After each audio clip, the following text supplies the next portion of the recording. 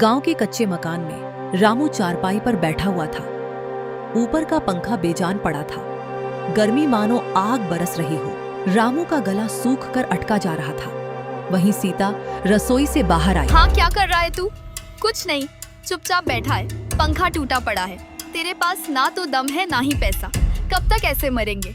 सुन रामू, मुझे एसी चाहिए।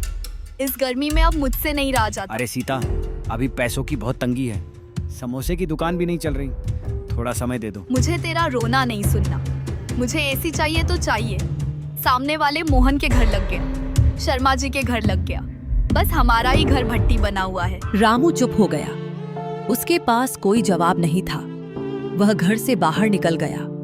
गांव के बाहर पुराने बरगद के पेड़ के नीचे जाकर बैठ गया। गर्मी से उसका सिर चकरा रहा था। तभी दूर से घंटी की आवाज आई। आइसक्रीम ले लो, ठंडी ठंडी आइसक्रीम। एक आइसक्रीम वाला अपनी गाड़ी लेकर गांव में आया। देखते ही देखते उसके आसपास भीड़ लग गई। बच्चे, बुजुर्ग, औरतें सब आइसक्रीम खरीदने लगे। रामू चुपचाप बैठा, सब देखता रहा। तभी उसके दिमाग में एक आइडिया आया। अरे, लोग गर्मी में ठंडी चीजें इतनी पसंद कर रहे हैं, तो मैं अपने समोसों को ठंडा क्यों ना बना दूं? यह सोचकर वह खुशी खुशी घर आया। सीता जल्दी बाहर आओ। अब क्या हुआ? मुझे नया आइडिया मिला है। मैं ठंडे समोसे बेचूंगा।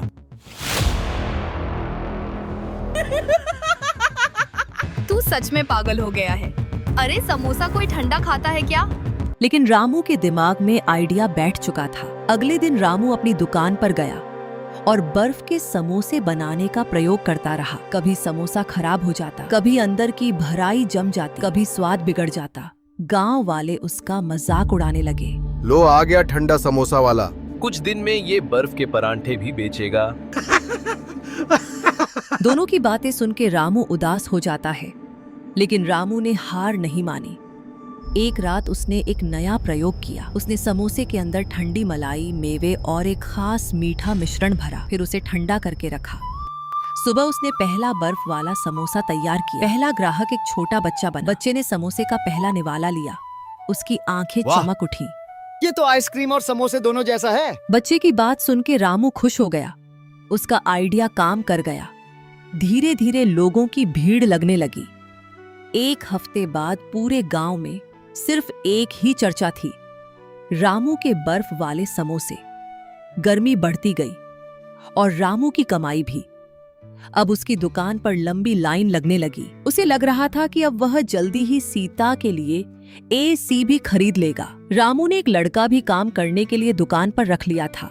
रामू अब घर नहीं जाता। अब वह दुकान पर ही रात में सोता।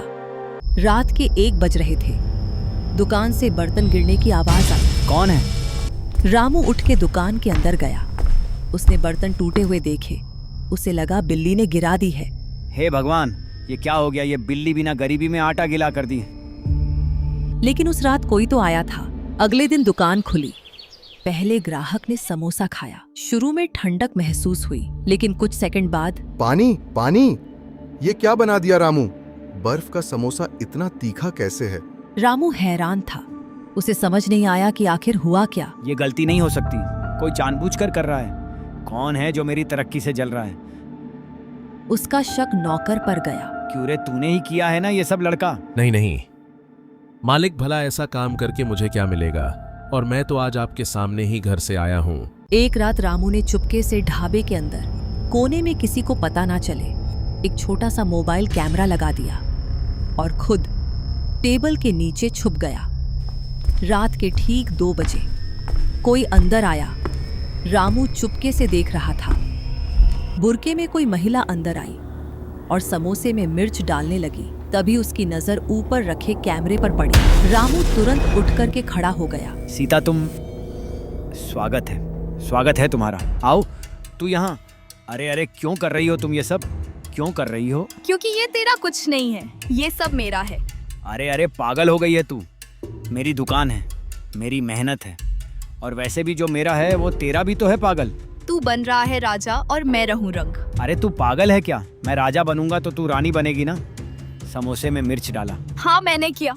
रुक, बड़ी जोर से बोल रही है मैंने किया। अरे पागल औरत, तू चाहती क्या है? तुझ जैसे पागल से छुटकारा। सीता घर चली गई। रामू सुन रह गया। उसके पास कोई शब्द नहीं था।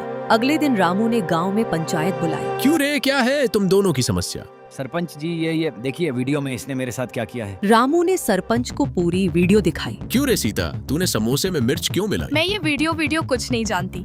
बस मुझे इस आदमी के साथ नहीं रहना है और मुझे तलाक चाहिए और एलिमनी में मुझे 10 लाख चाहिए बोल दो, नहीं तो इससे मैं कोर्ट के इतने चक्कर कटाऊंगी कि इसकी बुद्धि हरी हो जाएगी। हाँ दे दो इसको 10 लाख एलिमनी और मेरी दुकान और घर भी दे दो। इस लालची औरत को हो सके तो मुझे भी बेच के दे दो। तभी सरपंच के बगल में खड़ा सुरेश बोला, अरे रुको रुको, ऐसे कैसे 10 लाख हलीमनी ले लोगी? अभी तो तुम्हारी सारी रंगरेलियां गांव वालों के सामने आनी बाकी हैं। ये देखो सभी लोग इसकी काली करतूत।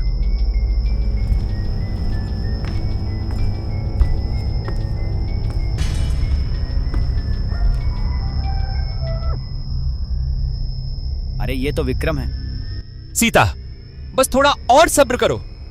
रामू का धंधा थोड़ा और बर्बाद कर दो। रोज उसके समोसों में मिर्च मिला दो, रोज उसे ताने मारो, उसे ऐसा महसूस कराओ कि वो जिंदगी में कभी सफल नहीं हो सकता। लेकिन विक्रम, अगर उसे पता चल गया तो? अरे वो सीधा सादा आदमी है, उसे कुछ समझ नहीं आएगा। जब उसका धंधा बंद हो जाएगा, ग्राहक छोड़ देंगे, कर्ज बढ़ जाएगा, तो वो खुद टूट जाएगा। फिर तू उससे अलग हो जाना। और उसके बाद? उसके बाद हम दोनों शहर चलेंगे, नई जिंदगी शुरू करेंगे। ना ये गांव होगा, ना रामू, बस मैं और तुम। वीडियो देखते ही पूरे गांव वालों के पैरों तले जमीन खिसक गई। सीता के होश उड़ गए। रामू के तो पूरी दुनिया उजड़ गई। तूने तो मेरी पूरी जिंदगी खराब कर दी। मैंने तेरे लिए दिन रात मेहनत किया कि तुझे ऐसी लाके दूंगा, और तू गुल खिला रही।